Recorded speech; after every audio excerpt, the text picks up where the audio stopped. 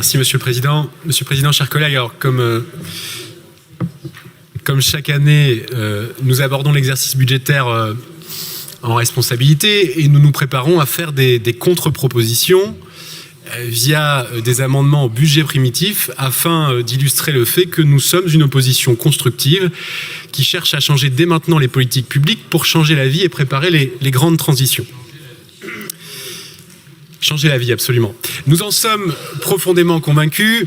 La région est pour cela un échelon pertinent pour agir et une collectivité qui a les moyens d'agir. 2 milliards de budget, voilà qui doit avoir un impact, faire sens et encore une fois, améliorer la vie et le cadre de vie de nos concitoyens. Le présent exercice des orientations budgétaires est toujours très contraint et c'est bien normal car il ne peut anticiper le débat sur le budget primitif de notre collectivité. On peut cependant regretter que la description des objectifs et des missions ne s'accompagne pas d'un cadre plus précis, avec un retour sur les exercices précédents et des éléments de prospective qui permettraient de faire des comparaisons. Vous donnez l'impression de vouloir, à dessein, compliquer le travail de l'opposition. Dans le détail, la lecture du document qui nous est présenté interroge tant il est dans la continuité, voire dans la similarité avec celui de l'année passée. Si l'on accepte les dépenses supplémentaires liées au Covid, rien ne change ou presque, à l'exception notable d'un nouveau rebond conjoncturel des dépenses d'investissement du fait de l'achat de nouvelles rames. Alors, tant de constances interpellent dans le contexte actuel et tout d'abord, ce que je voulais signifier, c'est que le diagnostic, car je n'ai pas pu en parler ce matin, j'en parle maintenant, le diagnostic que vous faites de la situation du pays et de notre région méconnaît gravement la crise sociale. On a en effet une crise sociale qui est occultée dans ces OB pour mieux justifier l'absence d'intervention de la région. Je m'explique, en déclinant les notes de conjoncture et le cadre du PLF, en réalité vous faites vôtre la sémantique du gouvernement sur la situation économique actuelle. On imagine d'ailleurs la réaction interloquée de nos concitoyens qui subissent la crise face au vocabulaire employé, comme croissance hésitante ou les satisfecit sur la question des précaires et partiels et d'une tension extrême sur les salaires. Pourtant, même le président de la République semble commencer à le comprendre, au point qu'il s'est senti obligé de convoquer une conférence sociale sur les salaires, comme vous le savez. Alors, une demi-page, page 11 dans ces OB, suggère cependant l'ampleur de la crise, mais hélas, sans en tirer aucune conclusion. Un seul exemple, chers collègues, le graphique 7 de cette même page 11, qui n'a pas été repris dans la présentation. Le graphique 7 est terrible. Il montre clairement que les dépenses explosent en valeur sur les produits alimentaires et s'effondrent dans le même temps en volume. L'ampleur de la crise est telle que les arbitrages des dépenses des ménages se font sur l'alimentation. La croissance hésitante, c'est donc cela, une croissance fondée sur l'inflation qui pèse sur les dépenses des ménages et bien sûr particulièrement des classes moyennes et des ménages les plus fragiles. En résumé, il manque donc des éléments chiffrés, documentés, puis des analyses sur la crise que nous traversons et sur la situation sociale des familles normandes. Construire des orientations budgétaires en méconnaissant cela, c'est se condamner à refuser d'agir pour améliorer les conditions de vie des Normands. Deuxième point, la trajectoire budgétaire que vous proposez est ainsi toujours aussi inadaptée au moment où le besoin en intervention contracyclique est au plus haut. Tout d'abord, vous persistez à renoncer à la capacité à agir de notre collectivité pour les familles normandes par des dépenses de fonctionnement. Les recettes de fonctionnement continuent à augmenter de 4% pour les régions. Pour la Normandie, vous projetez 1,5 milliard d'euros de recettes de fonctionnement, soit une hausse quand même de 5,8 millions par rapport à l'année dernière. Et comme l'indique la Cour des comptes, l'État a transféré des recettes dynamiques dans le cadre de la prise en charge de nouvelles compétences et les collectivités ont donc la capacité à agir pour exercer ces compétences et même être ambitieuses dans le cadre de l'exercice de ces compétences. Ainsi, quand vous vous glorifiez d'avoir atteint, j'ouvre les guillemets, 332 millions d'épargne brute en 2022, soit un taux d'épargne de 21,01%, plus élevé que la moyenne des régions, nous disons d'abord que l'on aurait pu faire bien des choses face à la crise pour venir en aide aux familles normandes. La gratuité des transports scolaires, une véritable tarification sociale des cantines, le ticket climat, etc., etc. Et sans aller jusque-là, nous regrettons que vous fassiez parfois des économies directement contre le pouvoir d'achat des ménages, alors que nous avons plus de 300 millions d'euros de marge de manœuvre. Comment pouvez-vous justifier d'avoir augmenté, par exemple, les tarifs de transport scolaire de 8% à la rentrée ? Mais dans le concours l'épine des mécanismes de contrainte d'orthodoxie budgétaire, la palme revient comme souvent au gouvernement, puisque Bruno Le Maire envisage un système d'auto-assurance qui pourrait conduire à écréter automatiquement les recettes pour contraindre les collectivités à faire face en cas de coup dur, comprendre en réalité pour les empêcher de dépenser. Je ne reviens pas sur ce que notre collègue disait à l'instant. Mais vous n'êtes pas en reste en matière d'orthodoxie budgétaire, vous-même êtes probablement le champion des présidents de région. Je m'adresse ici à Monsieur Morin qui est absent. Comme nous vous l'avons indiqué à plusieurs reprises, votre obsession d'accroître sans cesse l'épargne brute et votre refus de recourir à l'emprunt font de nous les champions, toutes catégories en matière de dette. Et alors sur la dette par habitant et sur le nombre d'années de désendettement. Un chiffre encore. Vous affichez une capacité de désendettement à 1,97 ans en 2022, quand la moyenne des régions est à 5,5 ans.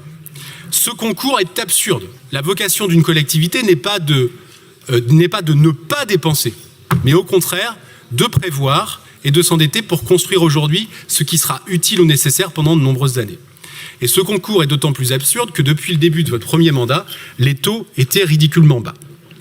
En refusant de dépenser maintenant pour un impact modéré sur la collectivité, vous contraignez en réalité à dépenser plus tard et probablement plus lorsque les contraintes liées au changement climatique ne pourront alors plus être différées. Ce sont les capacités d'action des futurs exécutifs de la région que vous êtes en train d'obérer. Et c'est bien la deuxième chose que nous vous reprochons. Non content de ne pas vous attaquer à la crise sociale, vous ne vous projetez pas non plus sur les dépenses nécessaires, sur les dépenses d'avenir nécessaires à enclencher. Chacun pourra ainsi constater que votre trajectoire d'investissement est en trompe-l'œil, avec des oscillations entre 500 et 800 millions d'euros par an. Le niveau moyen d'investissement de la région est en effet artificiellement gonflé par l'acquisition de nouvelles rames de train dans le cadre du transfert de la compétence transport. En 2024, ce sont 264 millions pour l'achat de rames qui seront assurés par la région.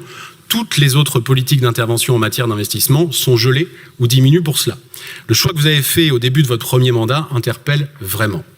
D'autant qu'avec la contribution de l'État de 700 millions, comme vous l'avez indiqué, et les ventes des anciennes rames à la région Grand Est pour 100 millions en 2024 et 2025, la plus grande partie des 1,2 milliard d'achats de rames et d'aménagements dédiés est déjà financée.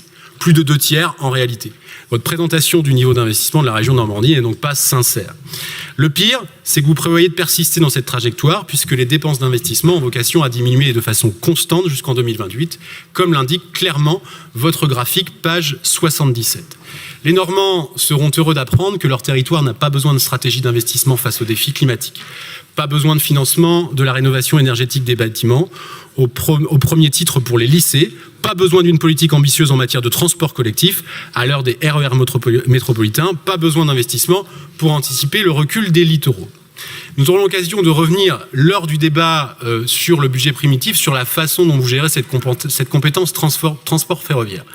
Et dès tout à l'heure d'ailleurs, car vos choix continuent d'interroger. Vous imposez ainsi aux Normands une double peine sur l'ouverture à la concurrence. Vous avez fait le choix de devancer l'appel et d'ouvrir à la concurrence une partie du réseau. L'expérience anglaise a conduit la plupart de vos collègues à temporiser, mais pas vous. Cela a donc pour conséquence d'avoir à anticiper les dépenses de fonctionnement liées à l'ouverture à la concurrence et des dépenses d'investissement pour offrir aux nouveaux opérateurs de bonnes conditions d'entretien et de circulation en parallèle des services assumés par la SNCF. Alors on se demande quel est l'intérêt, puisque ma collègue Marianne Rosé reviendra tout à l'heure, mais on ne voit apparaître, au titre de l'ouverture à la concurrence, aucune espèce de début d'amélioration pour les usagers. Troisième et dernier point que je voulais évoquer est relatif à l'idée selon laquelle l'orthodoxie budgétaire que vous prenez est en réalité, ignore en réalité les compétences stratégiques de la région et sa responsabilité à penser les transitions pour préparer l'avenir.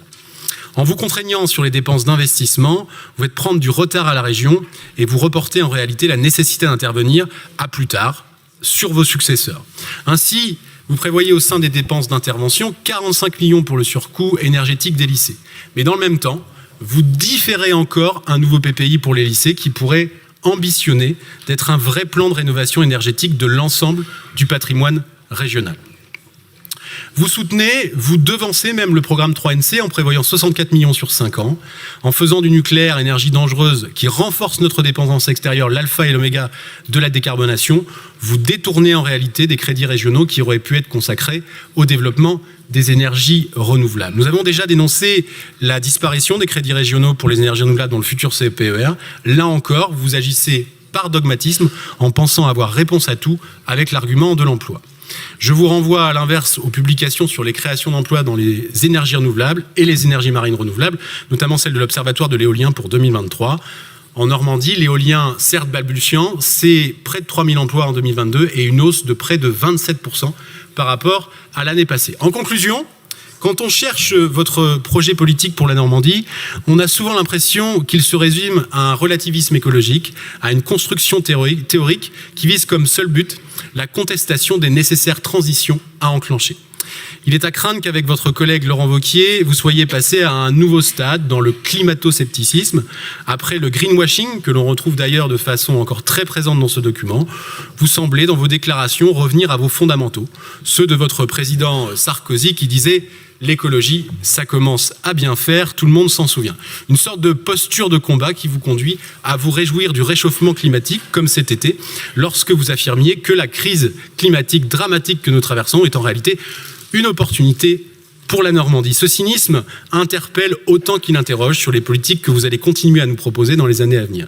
Nier les transitions ne fait pas un programme politique, Monsieur le Président, et nous vous proposerons lors du débat budgétaire des amendements de réorientation qui montreront que changer c'est nécessaire, mais c'est aussi parfaitement possible. Je vous remercie, chers collègues.